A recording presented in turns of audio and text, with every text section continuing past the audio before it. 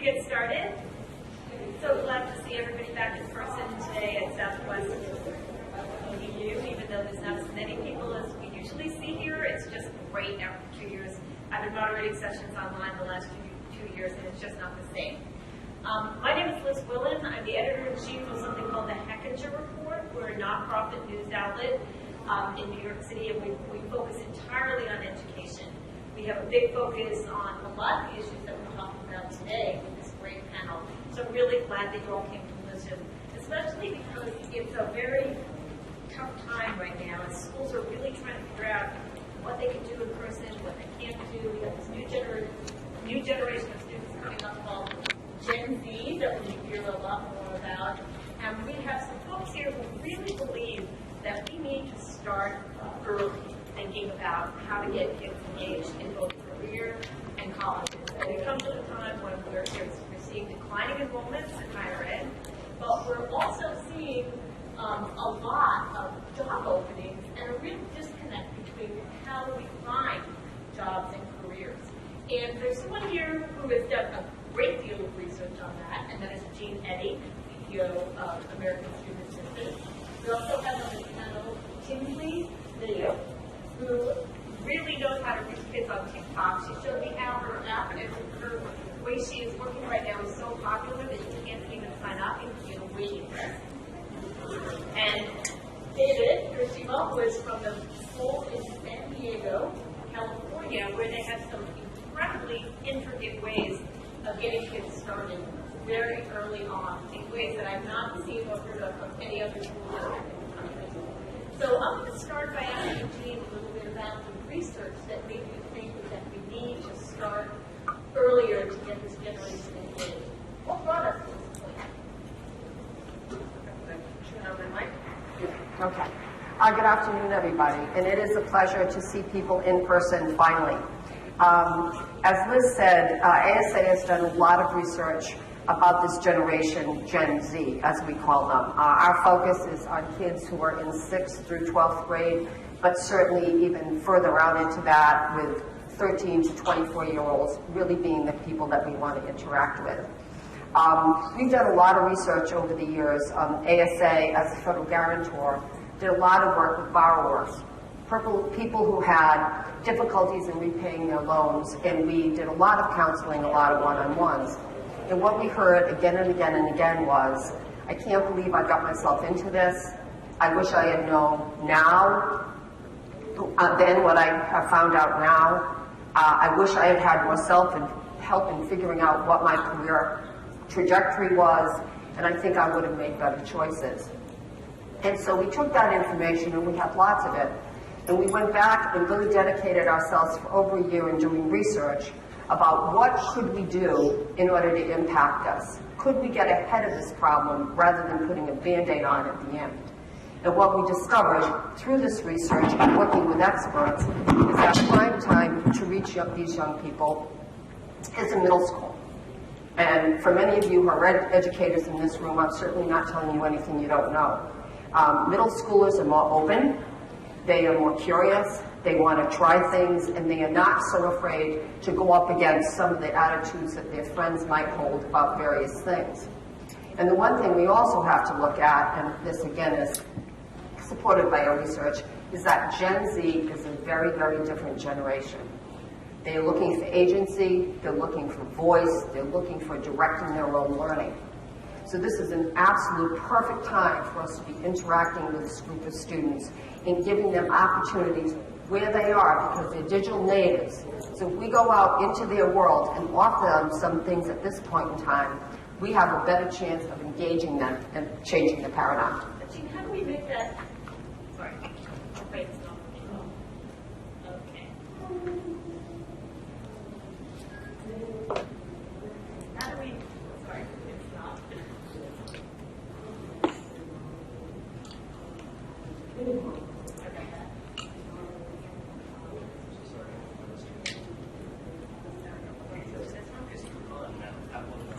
Okay, so Jean, how do we reach this particular group of middle schoolers that you're talking about? I recently visited a middle school in Indiana where they were starting to do some career training, and it was fascinating to see some of the tools they were using.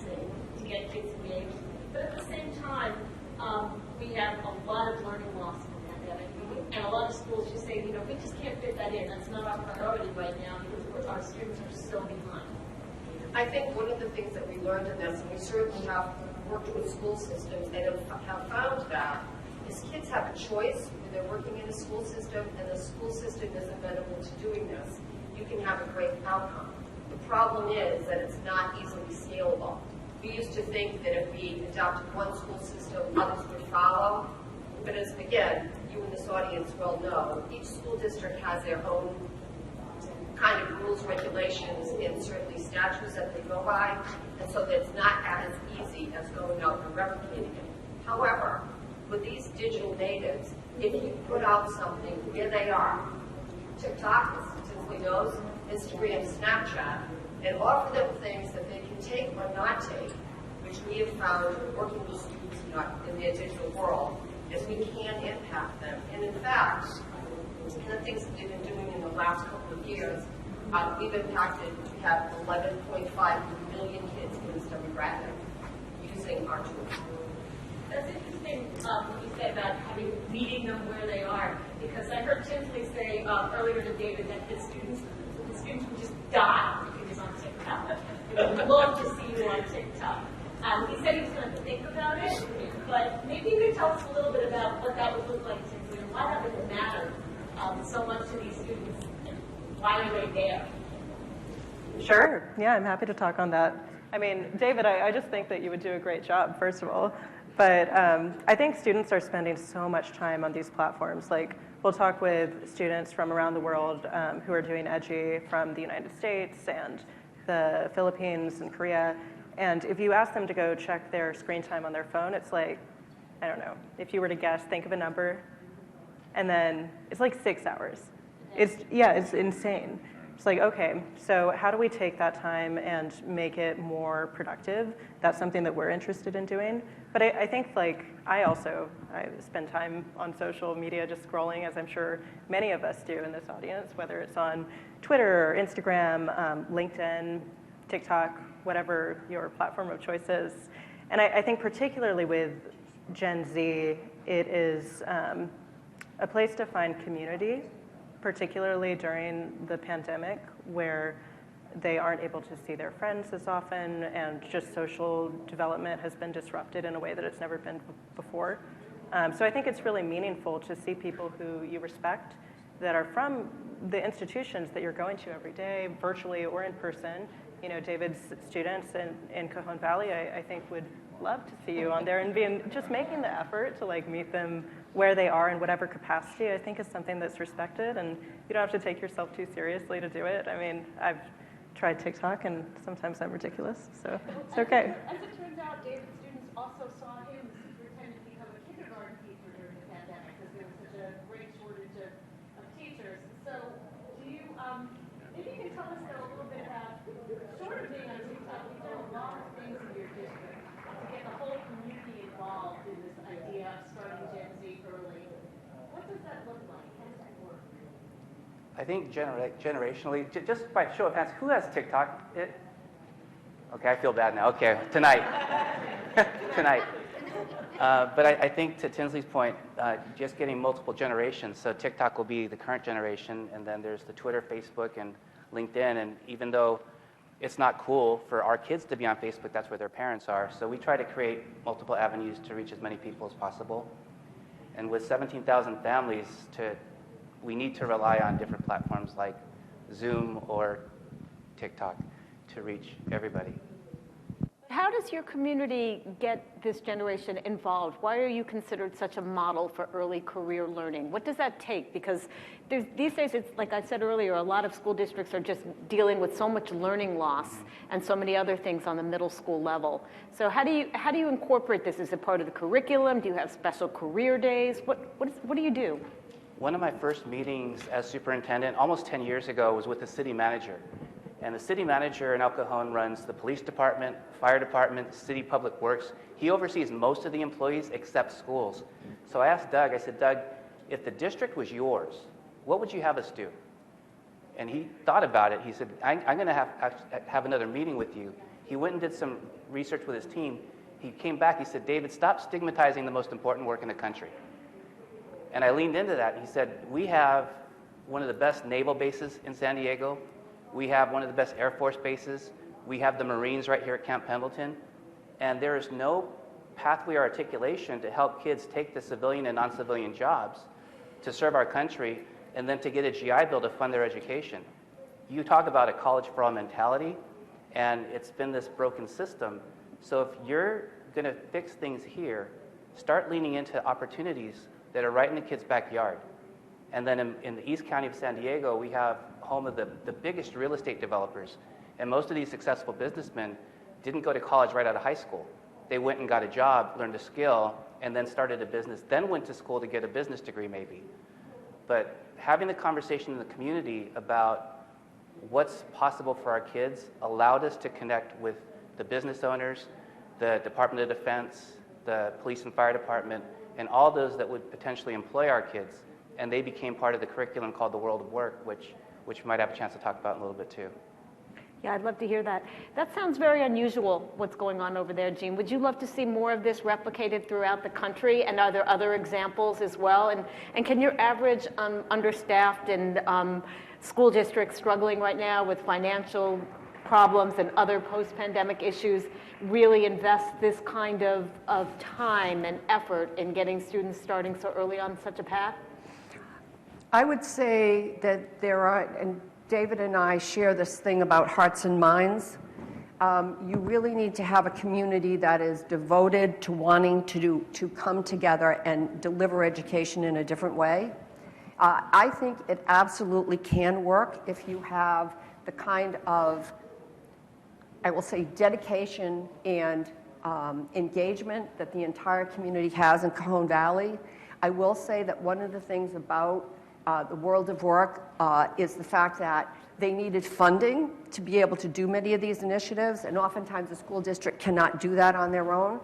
ASA partnered with World of Work to be able to fund many of those opportunities. We have done that on a smaller scale, but I will keep saying this over and over again.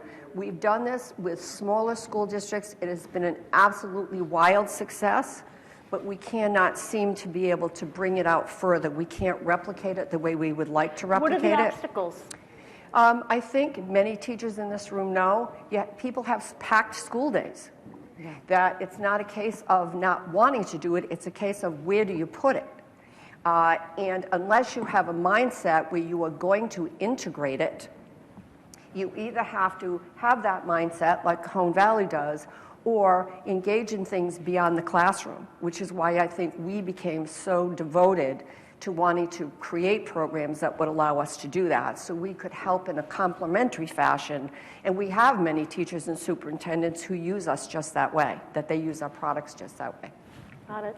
Tinsley, can you tell us how everything that you're doing with EDGI, how do students find you, especially since there's a waiting list, and how do you engage them in the kind of learning that will help them make career and college choices later on? You've already said they're online 6 hours a day, so how do you make the most of that time? Yeah, I mean, we're really competing with the time that students would normally spend on TikTok, YouTube, or other social platforms, so we're trying to make learning as engaging as that time, which is a struggle, and it's something that we're learning how to do ourselves. So what we're doing is getting students, mostly through referrals from their friends, and we're keeping it really small in the community right now as we've been experimenting with, okay, how do you actually make learning really engaging and fun, and as low friction as like scrolling through Instagram and maybe you even like something. And how can you kind of make learning something that happens almost in a way that is just fun, and you're interacting with people from around the world, and you don't even think about it. You mentioned TikTok earlier, and that is one way that we have gotten students before. So we put out videos on topics that matter to the future, which is also what we focus on at EDGI. Things like the ethical implications of rapidly advancing AI, or the ethics of capitalism, big questions that don't have a clear answer to them, and that students don't always have time to tackle in school if exams are coming up. And I know teachers also are interested in talking about these future-oriented things, and we're working outside of that time in the school day intentionally to rather just replace the time that they would spend on those platforms. So as we scale the community up and start focusing on growth after this experimentation period, we'll utilize our TikTok following to funnel students into the community that way. How does that sound to you, David? Does that sound like it would be something that would make sense with what all of the things that you're doing in your district? I just learned from Tinsley the difference between Twitter and TikTok and how to engage, so I'm still processing. But yes. You're not Gen Z, I guess. Yeah. So tell us a little bit more about how it works. I mean, your students are clearly involved in both of those things, whether you know it or not. What's the most effective way for you to engage the community to get them thinking early? I think connecting the community and the parents and students to the vision. So our vision used to be this jargony thing on the boardroom that no one could articulate. Our vision now, after community input, is happy kids, healthy relationships on a path to gainful employment. Really simple. The happiness of our children, their self-awareness and self-esteem, relationships that we build, not just within the schools, but within the community. And then the tools, starting in kindergarten, to explore careers available to them in San Diego County and beyond, and developing their unique strengths, interests, and values around a vocational identity. And that starts at age 4 in our district. That's early. But Jean, you know, the world of work is changing so much, as you have pointed out, and you are quite concerned on a topic that we have spent a lot of time on at the Hechinger Report, and that is the student loan crisis. Mm-hmm. And in a way that's kind of informed some of your thinking on this. But we also seem to need a better pipeline to employment these days. I'm curious as if this early start allows pathways to both jobs and college or careers. How do you see these pathways sort of unfolding in ways that are most beneficial to students and to our society as a whole? I would say that if we do our jobs right, if it's a case of school districts doing their jobs right, kids having opportunities, you know, online, with all of the products that we can put out there for them to engage with, they are going to learn about a myriad of pathways. And if they engage in those myriad of pathways, they are going to be able to see their own interests and aptitudes be able to be filled in ways that perhaps they didn't even know about or realize were out there for them. I would contend that if we do this well, and I believe we can, we are talking about more kids going to college, more kids going and finding pathways to the non-traditional ways of education after high school, and being able to actually connect with careers that can have them feel as though they are successful no matter what choice they make. David said something that really struck me, because I also listened to a middle school panel a couple of months ago, and with some guidance counselors in Barnstable on Cape Cod, we're talking about matching the needs of the community to the community's jobs of the future, to the student body. And it sounds like that is something that you're really trying to do there in San Diego. Now, I gather that people who grew up in San Diego don't feel a terrible desire that they need to leave because it's so beautiful. But I'm wondering if it sounds like these sort of pipelines where you're connecting the schools and the people who live there with the jobs that exist where they are are starting to make a lot more sense. Is that? Yeah, so our partnership with American Student Assistance really gave us the fuel to double down and go deeper. The other partner is the San Diego Workforce Partnership, which I think is the #1 workforce board in the country. And they've developed priority sectors to help schools show what type of work would be available, where the growth trajectory is, and then median income. But like labor data, that when you present that to a high school staff or community, they've never seen that before. Start thinking about what are we actually preparing our kids for? And one of the things that the Workforce Partnership studies is opportunities. And my part of East County is a high poverty area. We lead the county in opportunity youth, and that's kids aged 16 to 24 that are not working and not in school. That's a bad category to be leading in. Terrible. But every community has them. And it's not just low-income students, it's kids that made it, went and got their degree, and then move home and don't know what to do for work. So opportunity goes both ways. It affects everybody. How do they not know what to do? Like, how can you get them on a path so that they have more of a focus? It's a very unpredictable age. Yeah, so in kindergarten, we start by introducing 6 careers around the RIASEC, which is how the Government Database of Jobs is organized, the ONET. And then kids explore. And by the end of kindergarten, they reflect on the 6 careers and say, which one was most like me? Which one is least like me? In first grade, there's a new set of careers, again, around the different interest themes. And they explore. And I knew we were doing something right. In 4th grade, a lot of kids want to be veterinarians. They think that I'm going to work with animals and I love them. When they do the veterinarian exploration and realize what a veterinarian actually does, they don't want to do that job anymore. But then you can have a career, well, there's a lot of jobs that involve animals that don't involve putting them to sleep or operating on them or doing those types of things. Animal trainer, SeaWorld's right here in San Diego. But those types of early career exposure help kids really start thinking about school as the opportunity. That's great. And Tinsley, you yourself know something about this because you told me that you didn't immediately finish high school. So you lost interest at some point in whatever they were teaching there and wanted to try other things. So did that experience help you form your ideas for engaging student learners now? Yeah, definitely. I left the high school that I was at, which was actually an amazing school. It was HSPVA here in Texas. It was in Houston, if anyone knows it. But I left that after my sophomore year and was supposedly doing school online to my mother's dismay.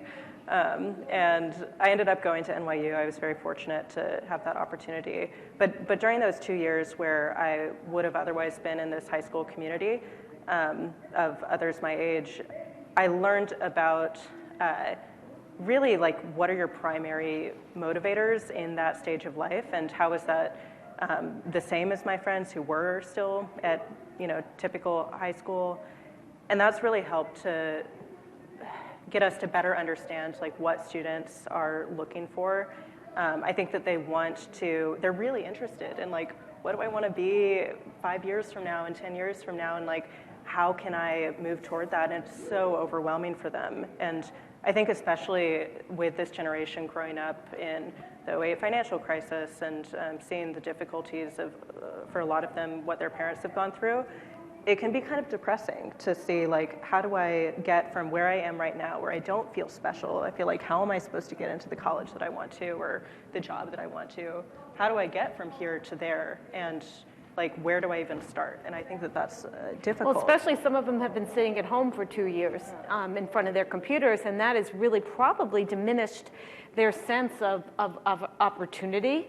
And I know a lot of the middle schoolers that I've spoken with this year for a lot of stories we've done have said that they've seen much more of what their parents do, and either for better or for worse in many cases, and it's gotten them thinking about it in different ways. So how do we sort of capture this post-pandemic moment to engage Gen Z, which is, I'd love you all to talk a little bit about what you're thinking the research is telling you about them, because aside from that, they've went through financial difficulties in the pandemic, where we have to approach them in a lot of ways differently.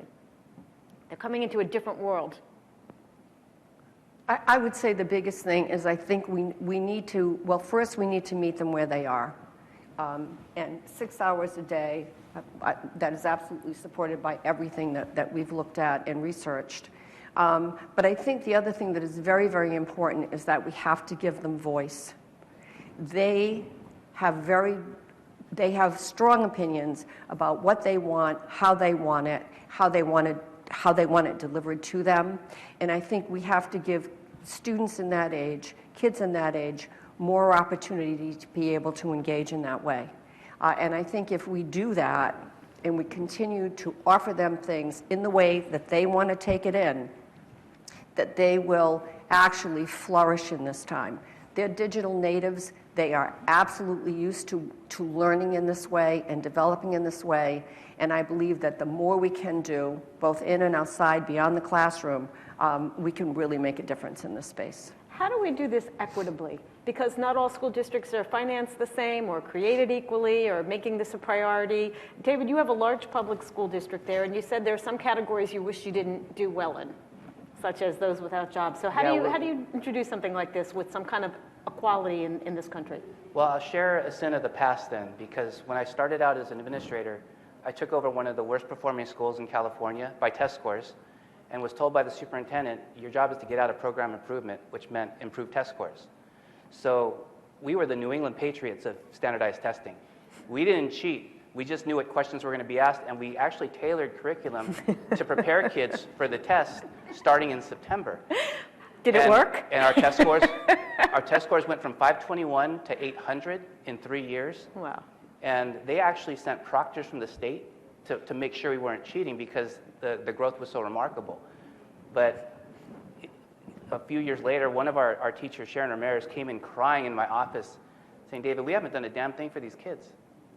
And one of her students, Alma, at 16, came back with a baby she had in Texas. We didn't know where she went. And she was proud. She had a young child just like her mother did for her. And what our teacher started talking about is we improved their test scores. We didn't do anything for their outcomes. They're still going to generational gangs. They're still getting pregnant in high school. They're still not going on to anything beyond high school. What are we doing? And so I think what we have to do is really think about the future beyond high school, not to get them out, but to get them in. What are we getting them into? And we see that as our primary responsibility to give a warm handoff to the community, whether it's the military, whether it's business, whether it's chamber, so that we ensure that they get there. Gainful employment's our priority. So really it's becoming the human and career development organization that we are now. That's equity. Every child gainfully employed, every child in healthy relationships, every child feeling beautiful with their own voice. Jean, how do you see the equity issue playing out in school districts that are either both under-resourced and can't seem to make these pipeline issues a priority? I think one of the most gratifying things we've seen is that in our work beyond the classroom, it has been the great equalizer. I think, again, most of you in this room know this, 94% of kids in this demographic, 16 to 24 years old, have a cell phone. And most of those students, it crosses every single demographic, so that you have an opportunity for kids, whether they are in a school district that is not offering career exploration or the things that David is doing at Cajon Valley, or in a very high-end, very progressive school district. You are allowing kids from all walks of life, every part of the country, to be able to go and participate in and do these kinds of activities.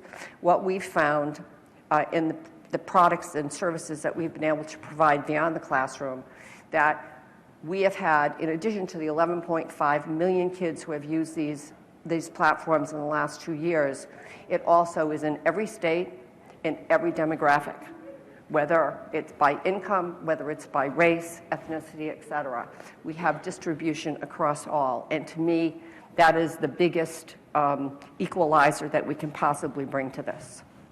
And Tinsley, tell us how does this fit in with the work that you're doing?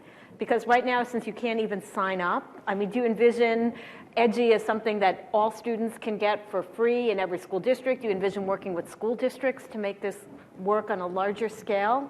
What's the vision for how it will help solve some of the equity issues that we're talking about here? Yeah, totally. I mean, this is something that we're really excited to be focusing on. And we've been inspired by sort of Web3 principles of like giving value to students or community members as the community is being built. So we're actually introducing a learn to earn model with EDGI. It's completely free for high school and college students, and that's all that we're serving right now. They join EDGI and then they start earning our in-game currency, EDGI coins, and it's totally made up. It's not on the blockchain or anything right now. But the students earn this currency and then they can actually exchange that currency for real world items. We've had students, working toward an iPad where they can start creating graphics and they want to become a graphic designer. And they're actually really close to getting the iPad that they've been working toward. So by learning, they're actually getting real world rewards for that. And we're super interested in rewarding our early students especially to get them excited about it, and students from all around the world really. So that's something that we're focused on just from an economic kind of design perspective. And also just reaching students who normally wouldn't have amazing educational opportunities in like the school that they're going to locally. So we're really proud to be reaching students all around the world right now. We have, the majority of students actually are in India and the Philippines at the moment. And they're able to connect with students from around the world in this free ecosystem where they can learn and earn and make friends from around the world. Do you have any kind of rules about screen time for the students in the world of work and in your programs there? In 2014, when we instituted a one-to-one program where every kid in kindergarten, they get a laptop, and then... In kindergarten? In kindergarten. And then they turn it in third grade, get a new one, and then they turn it in middle school and get a new one for middle school. What we focused on was less tech, more human. If we're doing ed tech... Wait. Less tech and more human. Less okay, tech, more what human. does that mean? It means that the computers can do some of the blocking and tackling of education, the things that are very time-consuming, assessments. Think about healthcare and how technology is used in medicine. It makes the doctor and nurse time more impactful and more focused on the human connection. And the data stuff that we used to have to manually do and figure out, that's done by technology now. If we're using technology correctly in schools, then we'll have less tech, more human, but maybe spend time on TikTok rather than, I don't know, I'm exploring. I'm a learner now, so. Well, you might have to block their access to TikTok because it could take away from some of the other things that they're doing, unless they're, of course, got off the waiting list and got on to Edgy. But that's a really interesting balance, though, between the human world and the tech world, because they're starting really early. Yeah. In kindergarten, not everybody thinks that's a great idea. I've heard a lot of pushback from that. Yeah. So our teachers are trained in blended and personalized learning, meaning they use the technology to free up more time to have one-on-one time with students, and small group time focused on data.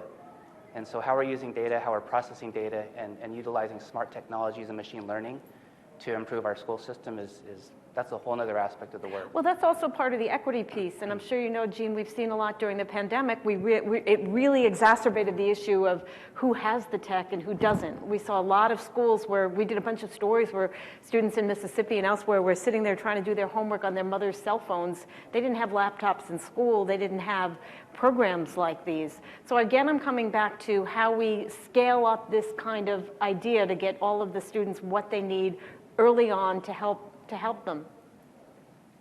I think it's always going to come back to a blended approach. It's always going to come back to what can we do beyond the classroom, what can we do in the classroom. And I totally believe that the complexion of education is going to change.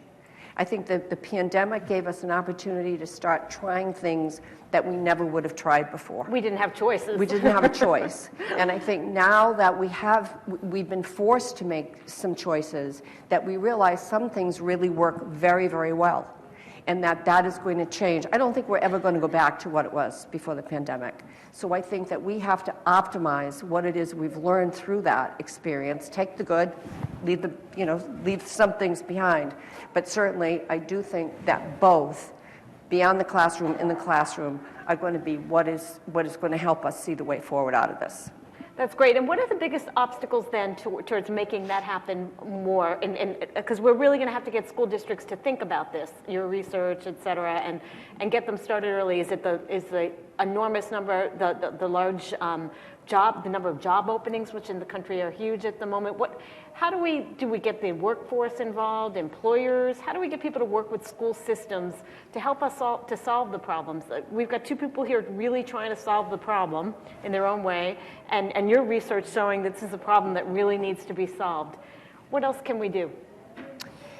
I think we have to get very, very creative about our funding sources. I think we have to get the word out more as far as what successful school districts can do, what beyond classroom tools can do in order to widen the array of things that people would consider adopting. We've found in working with some school districts, the pandemic actually showed them a way of being able to work together across Zoom when they didn't think they could. So we have 7 school districts now coming together doing something that one adopted and then each tried to do in their own way, but found through the pandemic that they actually could do this, through a Zoom experience. And really help them. And really help them. So I think it's those creative things. I think it's funding. It's absolutely funding. And I also think it is beyond the classroom, the kinds of things that Tinsley's talking about doing, we're doing, and others that we are partnering with. And I think together, we can start to make an enormous difference. Do you want to add to that, David? I think that parents are the superpower. In a community like ours where 70% are on free and reduced lunch, a lot of our parents are in very low-income jobs, and they feel stuck. They don't see like an opportunity to learn a skill, develop more, and earn more. The world of work for us is a multi-generation strategy. So as our kids go through it, our parent conferences talk about opportunities and our parents' strengths, interests, and values too, and how those align to the workforce. And with the workforce partnership, we have income sharing agreements. We have lots of opportunity. A lot of our parents never filled out a FAFSA and haven't even seen what they qualify for. So to educate the whole family on the world of work and how to navigate it is a way that I think we can actually achieve equity. I think anytime you can get them to start learning how to deal with the FAFSA soon, as someone who just dealt with it quite recently, I don't think kindergarten is too early for that. That's really hard and very, very painful. I don't know if that's close in your memory, Tinsley, but do you have anything else you'd like to add to that? Because I would also like to invite questions from the audience. I don't have a mic to bring around, but somebody else does. And I'm going to see if Tinsley wants to add to that first, and then I'm going to invite questions from the audience. Oh, let's get some questions. Okay, let's get some questions. If you don't mind, just once you have the mic, introduce yourself and see if you'd like to, which one of these panelists you'd like to address it to. It might be easier that way. You got it.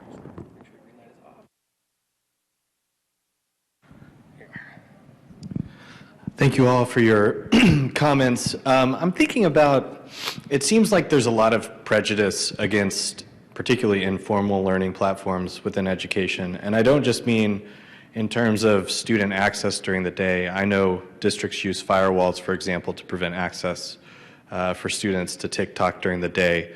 But also, too, just in terms of the certain presumptions about the quality of knowledge and information that students are gleaning from those apps. So I wonder if you might speak a little bit to how we can begin to maybe combat some of those prejudices and presumptions that I think are fairly prevalent, not just amongst teachers, but in educational leadership as well.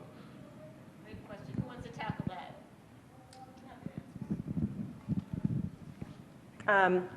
Yeah, I mean, I'm happy to speak from what we've seen with EDGI.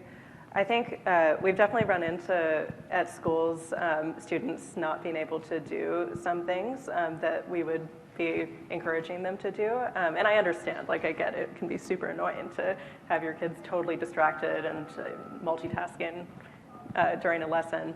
But I think that the way to overcome that kind of prejudice is to show that it works, and that's something that we're interested in doing. We do challenges where students can, the next one we're actually going to do, don't tell the students, but we're announcing it tomorrow. We're doing create a TikTok-style video cooking food that represents your culture. Bonus points if you do it with your parents, actually. And it's not educational in the sense of talking about like some big ethical question of the future, but I think it matters in that it's fostering connection, utilizing these platforms that are actually very future-oriented in themselves. And I think if we can improve the relationship that students have with the platforms to do useful things on them, consume useful things on them, educational things, which a lot of them are already doing on like YouTube. They'll spend their free time like watching Kurzgesagt videos, which are awesome. Kurzgesagt, it's a creator on YouTube. It's fantastic. If you haven't seen it, check it out. It's like, has anyone seen it here? Okay, a few people. They do like animated videos. They're amazing and super well thought through. So I think showing that it works is the answer.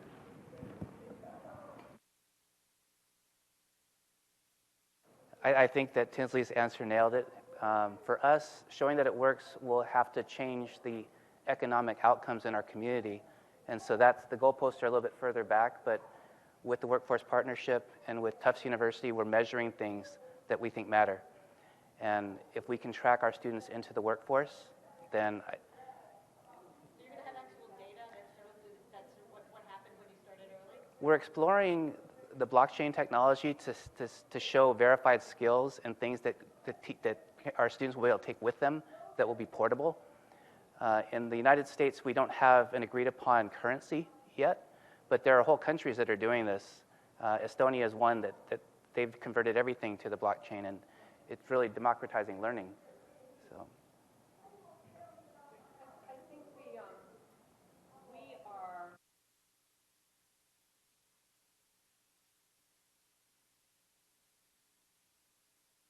are. We're really diligent about interacting with the education community. In fact, we partnered with AMLE and did a playbook with them. Educators and how they view anything that we produce is very, very important to us, and we are very open about it. I would also say that a lot of our superintendents and teachers actually use some of our products to be able to, as add-ons, et cetera, after schoolwork, et cetera. But I agree that there is still this negative connotation to something outside of the classroom. And so until we really have educators believing in what we are doing and basically putting a stamp of approval on it, we know full well that there's going to be a disconnect. And I think until we partner, we're not going to be able to be as successful as we could be. Yeah, excellent point. Other questions?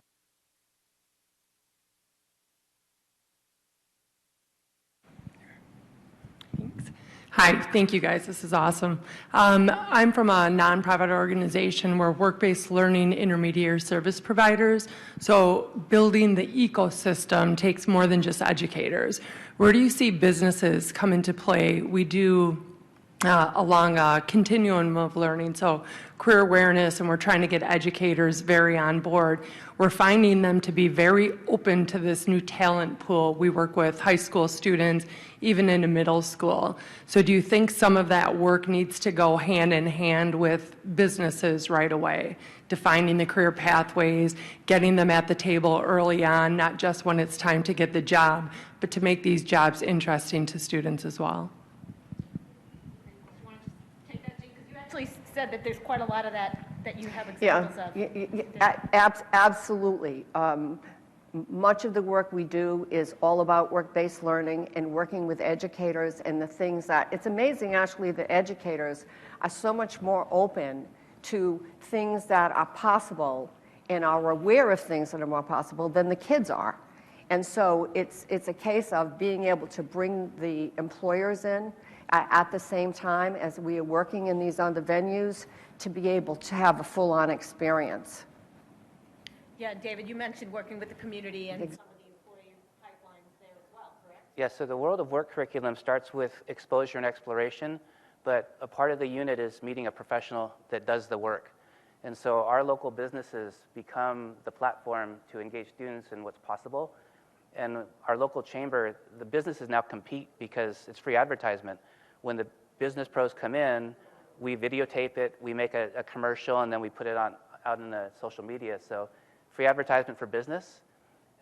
Every industry, including our own, is competing for labor now. So they see the value in developing a pipeline and helping kids become aware of possibilities before they have to make decisions.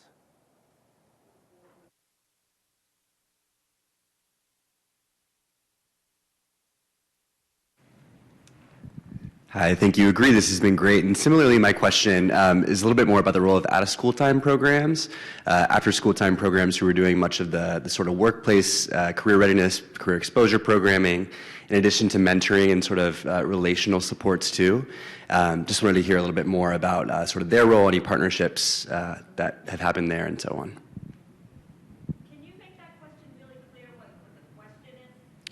Sure, just wanted to hear a little bit more about the role of out-of-school time programs. Yeah, Boys and Girls Clubs, YMCAs, mentoring local programs, and so on. Sure. I guess I'll pick on one of our favorites, which is Junior Achievement.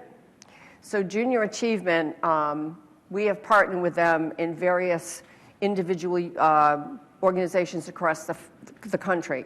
And I would have to say, we have done some career days with junior achievement, after-school programs, et cetera, that have been absolutely amazing. And talking about entire communities coming together from everybody from the fire department, public works, teachers, local businesses, et cetera, where kids had an opportunity to go up to a professional, talk to them, what does it take to do this in this community? We are big advocates of that. And I think that those are the kinds of things that kids, in addition to being able to meet someone online, and we do that too, and we connect people to mentors, we do that as well, but to be able to have someone see what is actually going to happen when you're doing this career or that career is incredibly important, and those make a huge difference in making it real to young people. I would have to say that kids, there are so many things that kids don't know about careers if they haven't met someone who does it or they haven't been exposed to someone who does it. It's really kind of impossible for them to see themselves there, and being able to have those kind of career day events is incredibly important. Yeah, those hands-on experiences are so.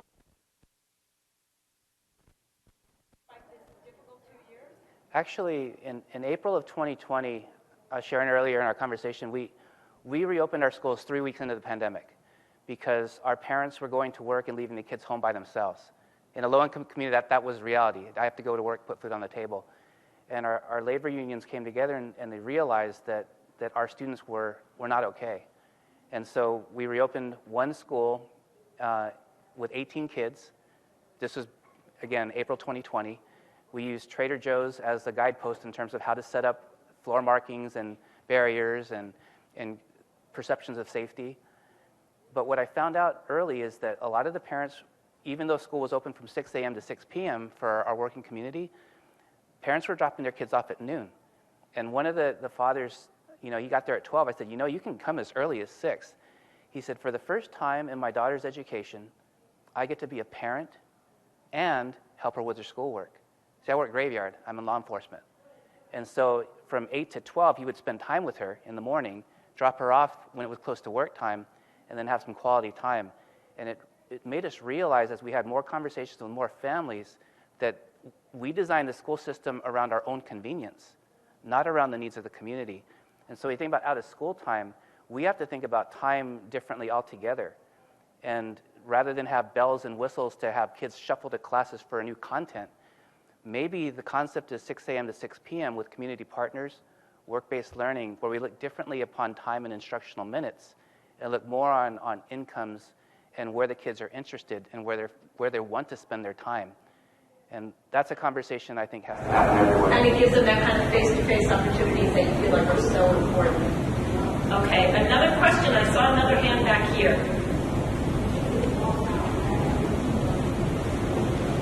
Okay, and I'd like to hear more then, and while you're all thinking of your questions, because we have a few more minutes and you can still do that, I'd like to ask a little bit more from Tinsley about how your work can expose students to these work experiences, to what the world of work looks like, to what different careers are. How does that work for you?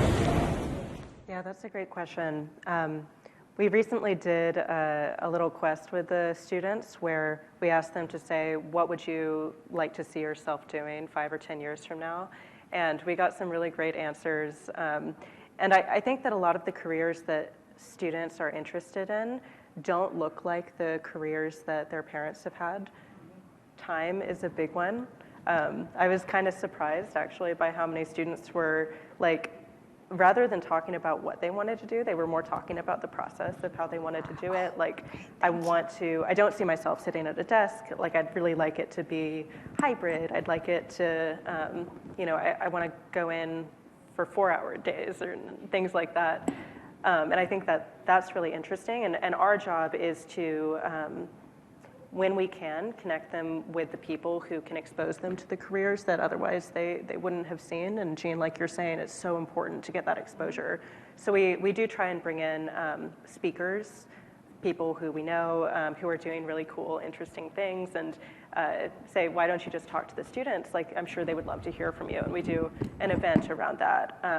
And so that's one way that we're looking at how do we expose students to careers. I think another thing is just prepping them with the skills that will be necessary to navigate life and career, whether it's making friends and building connections with people, speaking with one another and who they haven't met before, and really learning how to have interpersonal kind of connection and cultivate that. And David, I know that you do awesome work with that. And being self-directed. So as careers change in their nature, how do we help students to feel, take their natural desire to like carve their own path and say, okay, that's amazing. Like, how do we get you in the habit of like, oh, I'm interested in this. I don't have to wait for a test to come around or to learn about it through a lesson. You know what, I'm gonna go watch a video about it and maybe I'll write something on it and just publish it. Like, that's amazing. Let's do it. That's great. Yeah. I also have I'll call in you next. I have a great question from the app here. So someone wants to know, how do we encourage upper administration leaders to embrace and not actively prevent access to informal platforms due to prejudices against their role in education? Jean, you want to try that one first? Wow. Wow. Not a softball. I think, again, education is power. I think the more transparent we can be about our methods, how we do that, having more opportunities to show educators in particular, or people higher up in administration, just what it is we're about and why we're doing it. Being totally transparent is absolutely the way to go, because I believe that once everyone gets an opportunity to experience what we are doing and why, that it becomes something that people can see is really just more of the same. It's an enhancement about what happens in the classroom every day, but also an enhancement as far as the life skills that Tinsley talks about and the interaction with the community that David talks about. It's an investment in the future. Totally. Yeah. I have another question here. Go ahead. I'll project. So I'm curious about, even in this conversation, I feel like on the one hand, I've been hearing how young people really desperately need to feel connected. Right. Relationship, whether that's, being physically in the school, connecting with adult educators, getting out into the world, connecting with mentors, joining online communities. And yet at the same time, I keep hearing this narrative about like learning loss, which seems so focused on the content and less about the interpersonal connectedness. And so I guess what I'm wondering about, it seems like learning is such a fundamentally social act, right? It's whether you're, right, even if you're reading a text, somebody else wrote that text, right? So you're connecting with people. And so I guess what I'm wondering about is like how, I'm concerned that the inertia of the system from before that David was talking about is so driven by standardized test content and like the what, and yet I hear and hear so much about the who, the relation, the connection. And so I guess I'm just, can the four of you kind of like peer into your crystal balls of the future? Like what do you think happens when there's this collision between all of us knowing that it's so social and relational connected, but it's really hard to measure that, and then, oh yeah, we kind of know how to standardize measure content. Like, how do each of you see, like, what do you think is going to happen when they run into each other? Wow, that's a great summary, but it also is a question to ask you guys to each look into your crystal ball and sort of answer the tension, the inherent tension between learning loss and the need to really get students informally and formally learning about career options and their future. Is anyone there, like, have you seen any promising measures of, like, how do you even figure out that social relatedness? Wow. Well, you mentioned there was some data being collected, and I know you've studied it a lot, Jean. But I think you want a crystal ball kind of a scenario here. So first, I've learned so much from you and your organization, Andrew. We've attended your conference and stolen from your ideas about advisory and relationships as the center of the education system, and it's become a focus for us. we started using Gallup, and Gallup has not just an employee engagement, but they have a student engagement poll and a parent engagement poll. And the questions are, does someone at school care about my child deeply? Does someone at school know my child's strengths and interests?